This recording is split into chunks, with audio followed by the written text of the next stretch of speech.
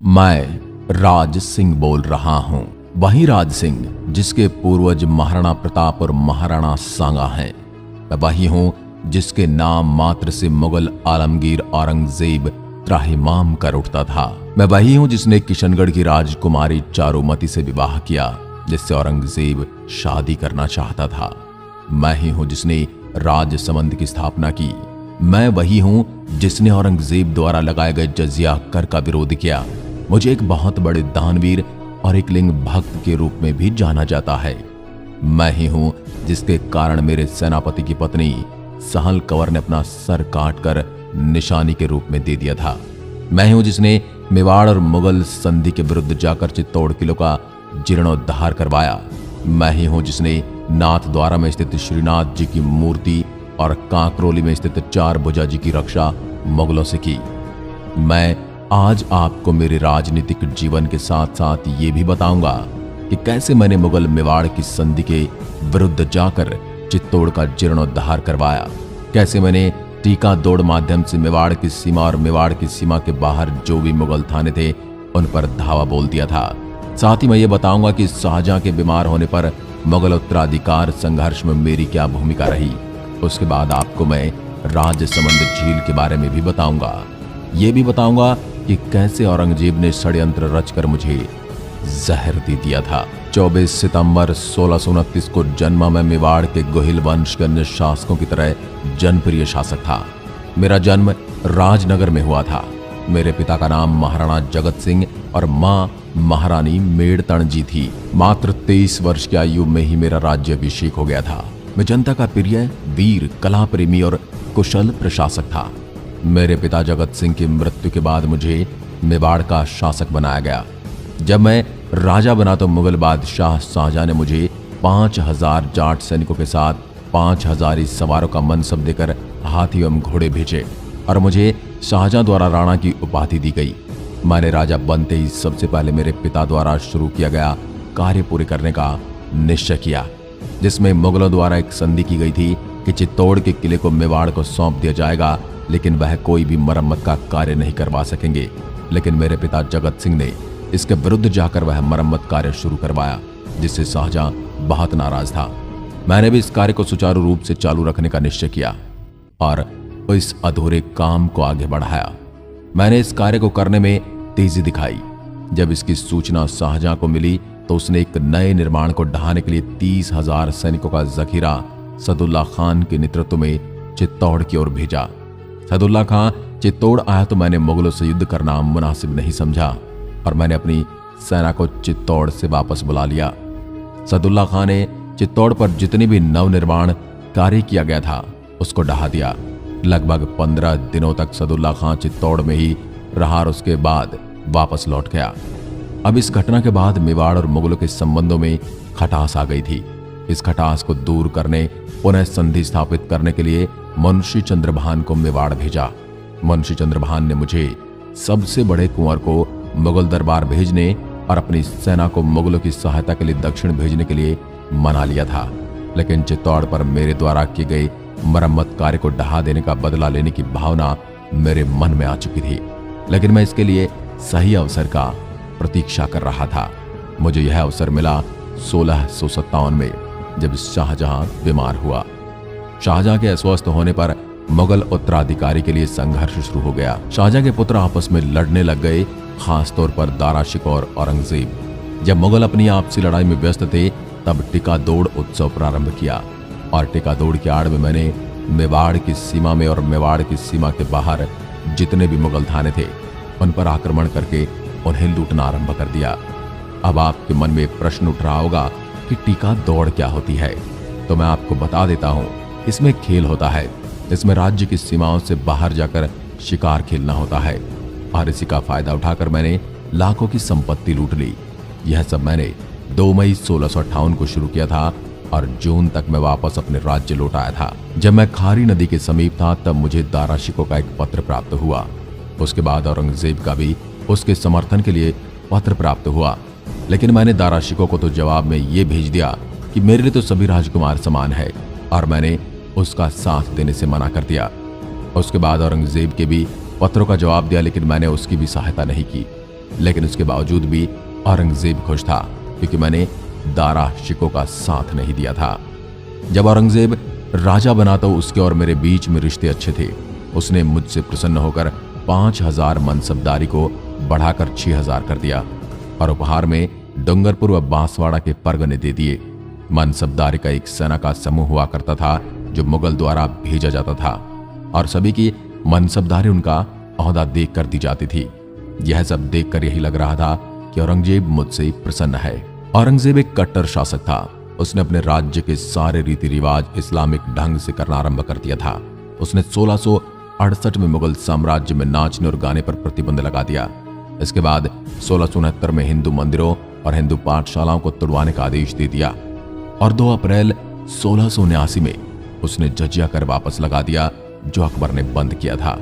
जजिया कर एक ऐसा टैक्स होता है क्योंकि गैर मुस्लिमों को अपने तीर्थ यात्रा पर जाने पर देना होता है। इसका मैंने विरोध किया और इसको वापस लेने के लिए कहा।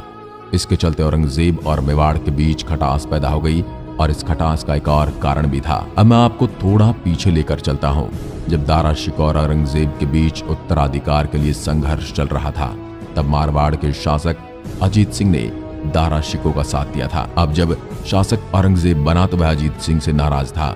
इसी के चलते उसने अजीत सिंह को लगातार युद्ध में भेजा और 1678 ईस्वी में राजा अजीत सिंह की मृत्यु हो गई। अजीत सिंह की मृत्यु के समय उनकी एक रानी गर्भवती थी और उससे एक पुत्र का जन्म हुआ जिसका नाम जसवंत सिंह रखा गया, जिसको आगे जाकर राजा बनाया जाता है। लेकिन जसवंत सिंह के नवजात होने की वजह से औरंगजेब ने मारवाड़ को खालसा घोषित कर दिया। खालसा के अंतर्गत मारवाड़ का सारा राजपाट दिल्ली से चलने लगा और जसवंत सिंह को भी दिल्ली ले जाया गया और उसका लालन पोषण भी इस्लामिक ढंग से होने लगा। लेकिन मारवाड़ के स्वामी भक्त दुर्गादास राठौड़ उसको वहां से निकाल कर ले आए और उसको मेवाड़ लेकर आए। फिर उसका लालन पालन मेवाड़ में ही होता रहा और सिसोदिया और राठौड़ों के इस गुट की वजह से भी औरंगजेब चिंतित हो गया और मेवाड़ और मुगलों के बीच खटास बढ़ती गई। उस समय किशनगढ़ की एक राजकुमारी थी जिसका नाम था चारुमती, जिसका विवाह औरंगजेब से होना तय हुआ था। किशनगढ़ व रूपनगर के राजा रूप सिंह राठौड़ का देहांत 1658 ईस्वी में हुआ। तब उनके बेटे मान सिंह वहां के राजा बने। राजा मान सिंह की बहन चारुमती राठौड़ की खूबसूरती के किस्से सुनकर औरंगजेब ने मान सिंह से कहा कि हम तुम्हारी बहन से शादी करेंगे। न चाहते हुए भी मान सिंह ने बादशाह की बात मानी, पर चारुमती राठौड़ ने इस विवाह प्रस्ताव को स्वीकार करते हुए कहा कि यदि ऐसा हुआ तो मैं अपने प्राण त्याग दूंगी। राजा मान सिंह ने अपने कुटुंब के लोगों से बातचीत कर फैसला किया कि मुगल बादशाह के खिलाफ जाने की बात सिर्फ मेवाड़ के महाराणा राज सिंह के ही बस की बात है। राजा ने बहन से कहा कि तुम खुद राणा को पत्र लिखो, इसके महाराणा के चित्त पर प्रभाव पड़ेगा और मना नहीं करेंगे। चारुमती राठौड़ ने पत्र में लिखा, आप एकलिंग महादेव के उपासक हैं। जिस तरह भगवान श्री कृष्ण ने शिशुपाल को पराजित कर राजा भीष्म रुक्मी की बहन रुक्मणी से विवाह किया, उसी प्रकार यदि आप मुझसे विवाह कर उस मुगल बादशाह आलमगीर के पंजे से न छुड़ाए तो मैं विष खा लूंगी और यह अपराध आपके सिर रहेगा। इस पत्र के साथ एक और पत्र राजा मान सिंह ने महाराणा को लिखा कि यदि आप हमारी इच्छा से चारुमती को ले जाएंगे तो औरंगजेब हमें जीवित नहीं छोड़ेगा। आप अपनी फौज के साथ यहाँ आकर हमें कैद कर चारुमती से विवाह कर ले जाइए, जिससे कि बादशाह को हम पर शक न हो। मैंने यह प्रस्ताव स्वीकार किया और जैसा कि तय हुआ था, महाराणा ने मान सिंह को एक महल में बंद किया हुआ सबका आना जाना बंद करवाकर रानी चारुमती राठौड़ से विवाह कर मेवाड़ आ गई। देवलिया का हरि सिंह मेवाड़ महाराणा से बदला लेने की ताक में था, तो महाराणा की इस कार्रवाई की खबर लेकर वह औरंगजेब के पास पहुंच गया और सारी बात बता दी। औरंगजेब ने गुस्से में तिल मिलाकर महाराणा से गयासपुर व बसावर के परगने छीनकर हरि सिंह को दे दिए। हरि सिंह के जरिए महाराणा को फरमान भेजा जिसमें औरंगजेब ने लिखा कि हमारी मर्जी के बरखिलाफ जाकर तुमने चारुमती से शादी क्यों की। मैंने भी कूटनीति से काम लिया और इस वक्त युद्ध का समय सही न जानकर औरंगजेब को कोठारिया के रावत उदयकरण चौहान के हाथों एक खत भिजवाया। मेरे द्वारा चारुमती विवाह प्रकरण की सफाई देने के लिए औरंगजेब को पत्र लिखा और अपनी सफाई दी, जिससे औरंगजेब कुछ न कर सका। हालांकि औरंगजेब मन से बहुत नाराज हुआ, लेकिन बात युद्ध तक नहीं पहुंची। महाराणा द्वारा मांगे गए परगने औरंगजेब ने नहीं दिए। इस प्रकार मेरे और बादशाह औरंगजेब के बीच विरोध का अंकुर पैदा हुआ। इस दौरान जब मैं चारुमती से विवाह के लिए जा रहा था, तब मैंने मेरी सेना तैयार की और सामने से आ रही औरंगजेब की सेना को जो कि चारुमती के लिए विवाह का डोला लेकर आ रही थी, उसको रोकने के लिए मैंने मेरी सेना भेजी थी। जब तक विवाह संपन्न न हो तब तक औरंगजेब की सेना किशनगढ़ नहीं पहुंचनी चाहिए। इसके लिए मेरे हरावल दस्ते के सेनापति रतन सिंह चुंडावत को संदेश भिजवाया। रतन सिंह की 2 दिन पहले ही बूंदी की राजकुमारी सहल कंवर से विवाह हुआ था और वह आने को तैयार नहीं थे, तो उस वीरांगना ने उनको युद्ध में जाने के लिए तैयार किया। लेकिन युद्ध में जाने से पहले वह बार बार सहल कंवर से उनकी किसी निशाने की मांग कर रहे थे। यह देखकर सहल कंवर को लगा कि इनका मन मेरे में लगा हुआ है, तो ये युद्ध जी जान से नहीं कर पाएंगे। उन्होंने निशाने के तौर पर अपना सिर काटकर भिजवा दिया। यह बलिदान देखकर रतन सिंह जी ने बड़ी बहादुरी से युद्ध किया और इस युद्ध में रतन सिंह वीर गति को प्राप्त हुए।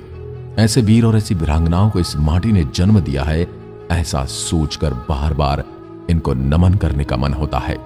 जब औरंगजेब ने समस्त वैष्णव मंदिर को तोड़ने का आदेश दिया, मथुरा के श्रीनाथ जी मंदिर के पुजारी श्री कृष्ण की मूर्ति लेकर राजस्थान की ओर निकल गए। जयपुर व जोधपुर के राजाओं ने औरंगजेब से बैर लेना उचित नहीं समझा। पुजारी मेवाड़ की पुण्य भूमि पर मेरे पास आए। एक क्षण के विलंब के बिना मैंने यह कहा, जब तक मेरे 1 लाख राजपूतों का सर नहीं कट जाए, आलमगीर भगवान की मूर्ति को हाथ नहीं लगा सकता।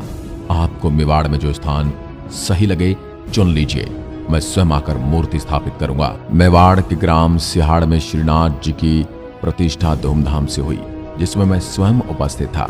वहीं आज जो प्रसिद्ध नाथ द्वारा तीर्थ स्थल है वह सिहाड़ ग्राम ही है।